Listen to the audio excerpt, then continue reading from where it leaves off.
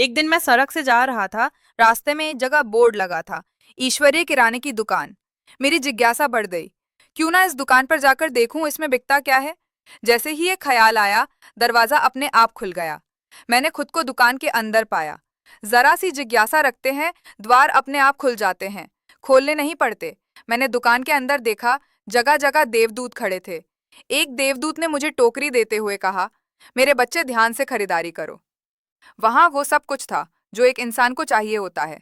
देवदूत ने कहा, एक बार में टोकरी भर कर ना ले जा सको तो दोबारा आ जाना, फिर दोबारा टोकरी भर लेना। अब मैंने सारी चीजें देखी। सबसे पहले धीरज खरीदा, फिर प्रेम भी ले लिया, फिर समझ भी ले ली, फिर एक दो डिब्बे विवेक भी ले लिया।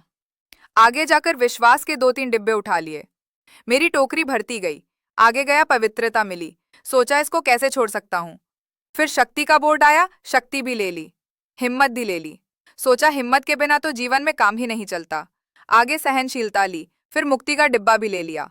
मैंने वो सब चीजें खरीद ली जो मेरे मालिक खुदा को पसंद है। फिर मुझ जिज्ञासु की नजर प्रार्थना पर पड़ी। मैंने उसका भी एक डिब्बा उठा लिया कि सब गुण होते हुए भी अगर मुझसे कभी कोई भूल हो जाए तो मैं प्रभु से प्रार्थना कर लूंगा कि मुझे भगवान माफ कर देना। आनंद से, शांति से, गीतों से मैंने अपनी टोकरी भर ली। फिर मैं काउंटर पर गया और देवदूत से पूछा, श्रीमान, मुझे इन सब सामान का कितना बिल चुकाना है। देवदूत बोला, मेरे बच्चे, यहाँ के बिल को चुकाने का ढंग भी ईश्वरीय है। अब तुम जहां भी जाना, इन चीजों को भरपूर बांटना और लुटाना। इन चीजों का बिल इसी तरह चुकाया जाता है। कोई कोई विरला इस दुकान में प्रवेश करता है। जो प्रवेश कर लेता है वो माला माल हो जाता है। वो इन गुणों को खूब भोगता भी है और लुटाता भी है।